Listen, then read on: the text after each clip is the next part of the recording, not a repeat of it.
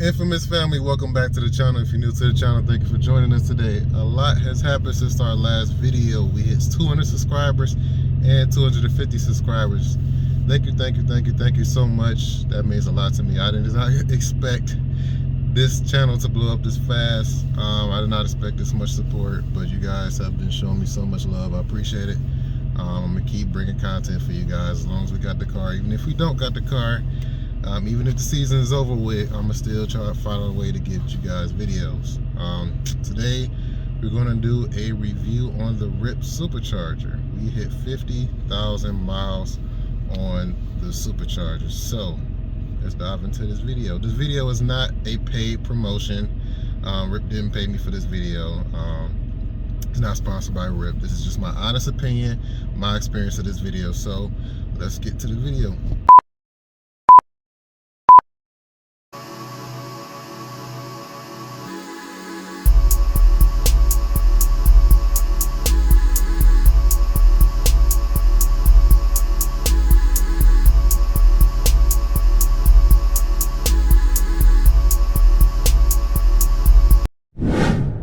Guys, so we have 50,000 miles. That is an impressive milestone for a boosted application. V6, V8, inline 4, inline 6, it don't matter. A lot of people were so against boosting their cars because they're scared it's a death sentence to the engine. That's what a lot of people told me. RPT engine is gonna blow, RPT trans, yada yada yada. Here we are 50,000 miles later and we still running strong. Now, I'll probably just jinx myself, but it is what it is. It comes with the territory. Stuff is going to break eventually. But luckily for me, in my experience, that I have yet to experience such an occurrence. The engine, the trans, drive shaft, rear differential, none of that has broken. Now, the front differential, that's a different case, but that's not even supercharger related. That was a result to me pulling fuses, doing burnouts a couple times, and you know, when you throw off the timings of those differentials with different size tires or different tread on the tires, you're gonna throw out that time and you're probably gonna destroy your front differential or your transfer case. Now, in my situation though, it's not that bad because I have a V6. My parts are dirt cheap. I literally broke that differential, blew that differential, and it's crazy because I was literally just leaving out for work one morning. And I literally got like 5 or 6 houses and I started hearing the clank, clank, clank, clank, clank. I'm like, ugh, I hope that ain't the trans. But double back to the house, switch cars. And then when I got home, I forgot up under there, confirmed it was a differential. So I'm like, okay, cool. Went on eBay, got a used one for like $200. True story. My differential was dirt cheap for this car. And I got it towed to my mechanic. I think it was on like a Friday or Saturday. And then the next, he couldn't do it then, and I don't think I think I got it towed on a Saturday.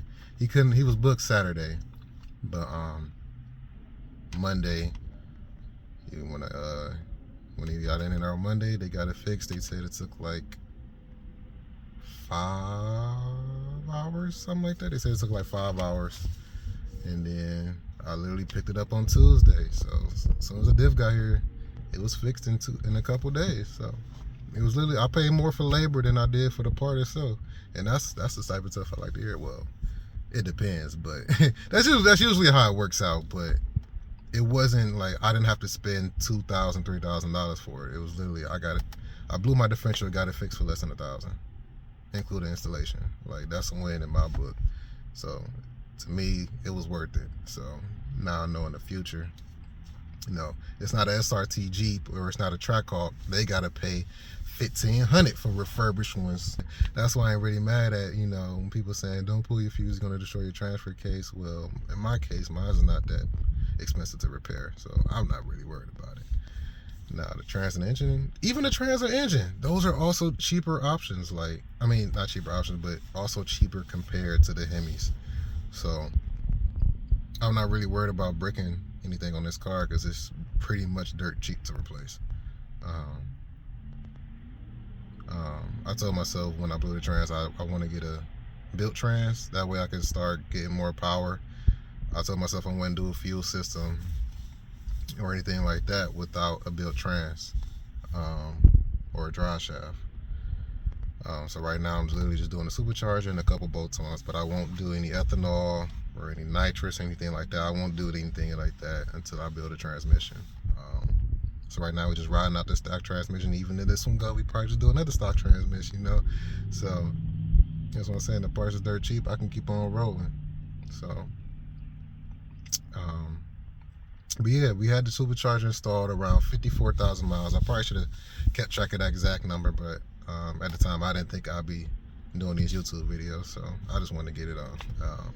But I'm pretty sure that was around the mark it was, because I was still on warranty when I did it. 54,000 miles, and like I said, we're at 99,000 right now. So we're not quite there yet, but I wanted to get this video out just in case something happened to the car. There's a lot of people around me getting their cars wrecked, you know, so I just wanted to get this video out there just in case something happened. But I just wanted to post this video because I don't even think there's any videos out there, but I just want to get this out there that I've been boosted for 50,000 miles. That is a lot of miles on a boosted car to not break anything. Now, it's probably people that have ran that long, but they probably broke something at some point. I have yet to break anything as a result of the supercharging. So I've been super, super, super lucky because I've literally, but it also goes to show it depends on how you drive and how in the car and your tune on the car. I don't beat on my car. I don't drive crazy. Like all those miles, like I said, I'm almost at 100K, but that's a lot of highway miles. Highway doesn't really put a stress on the car. That's starting off and going, that puts more stress on the car versus you coasting on the highway. So I'm not really, the 100K is really probably like 60K, honestly. Like it's a lot of miles, or probably like 80K. But yeah, 60 to 80K. It's a lot of, I'll probably say about 75% of the miles is probably highway miles. So I don't really put too much stress on the car. You know, I don't launch it from a dig often, if at all. I really don't launch at all. I never use a launch control on it, ever. You know what I mean? I literally get up to speed, then I might hit it, but I never really launch from a dig. So that's why, you know, I'll save my trans, save my differentials for the most part, or my axle shafts. I'm not running an aggressive tool, so I'm not putting too much power down to the wheels. So I'm not really putting too much stress on the suspension or the drivetrain, but there is like some accelerated with the forced induction. But yeah, a lot of people, they want to do this just so they can race their cars. I didn't really see, that's a lot of people. I hate when people assume that I did it so I could be fast. I didn't have to do it so I could be fast. I did it so I could be quicker. I don't really care to race the car right now, but when I go to shows or when I'm going on cruises and stuff, it'd be nice to be able to keep up. You hear me? You smash on the gas on a naturally aspirated V6, you ain't going nowhere. 9 times out of 10. Like it's already bad that I weigh as much as they do, but I'm not as quick as they are. So I figured I might as well pick up some forced induction. So that was my acceleration of my torque. But it helps the way you drive to expand or extend the life of the engine components, so, or the drivetrain, any major component. The car has had no issues. Like I said, the trans, the engine, the drive shafts, the axles, the rear differential, all that is pretty much still intact. Now, that's like I said, I'm at 100K miles, so it's probably, the trans could probably start slipping soon. But like I said, it'll be nothing to get another transmission. I can get another cheap used one if I want to, or I can go in a built direction if I want to start racing or anything like that. But right now, I'm just chilling with the car. Like I said, it's really just a show car for the most part. This investment can be long term. A lot of people think when you boost your car, it's only gonna last like a year or two. I'm at year 2.5, going on year 3. And I'm still on the stock engine, stock trans, stock drive shaft, all that. So, especially starting at 50K. This is a one owner. I bought this car brand new, 80 miles. 80 miles is on it when I drove off the lot. So it helps that this is a one owner. I'm the only one that's driven it. I know what's been done to it. I know how it's been driven. So it helps that way. Now, if you're buying a used one that's already got 100K, I would do some research on the Carfax or whatever, see what's been done to it and who's been driving it. But as far as mine go, mine is brand new. My car is held up pretty well. I take care of my car. Oil changes, brakes, tires. We're almost at 100K, so be on the lookout for that 100K video that's coming real soon. But as far as I want to do a 50,000 mile Supercharger review, because I don't think there's one out there, so I'm putting this out there. I'm at almost 50,000 miles on this Ripp Supercharger, no issues whatsoever. My car, like I said, results may vary. I'm not going to tell you that your car will do the same. Like I said, it depends on the driver, depends on the tune. But in my case, I have, and I am very fortunate to have not had any issues with the Supercharger itself, or the car for the most part. So as far as the Ripp Supercharger goes, the guys that inspired me, or that gave me, you know, a little bit of research, was the 86 Face, Boosted Lucky, Robert Wolf. Those were the three main guys at the time that were doing the Ripp Supercharger, that I could check out their videos and check out their experiences and stuff like that. So right now, I feel like it's my obligation to do the same. Like, my Instagram page is growing, my YouTube is starting to take off.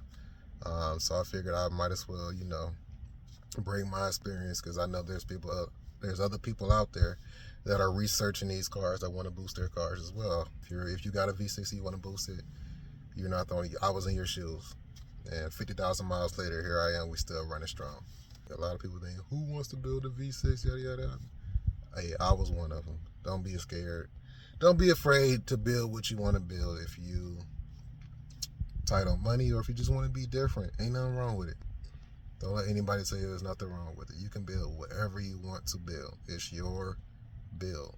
It's your build. You feel me? So don't let nobody get you down. Don't let nobody discourage you. Do what you want to do. It's your car. This is my car, and I'm going to keep doing whatever I want to do with it, as long as it is my car. If you enjoyed this video, give it a like, give it a comment. If you had a Ripp Supercharger, or if you plan on doing a Ripp Supercharger, let me know in the comments.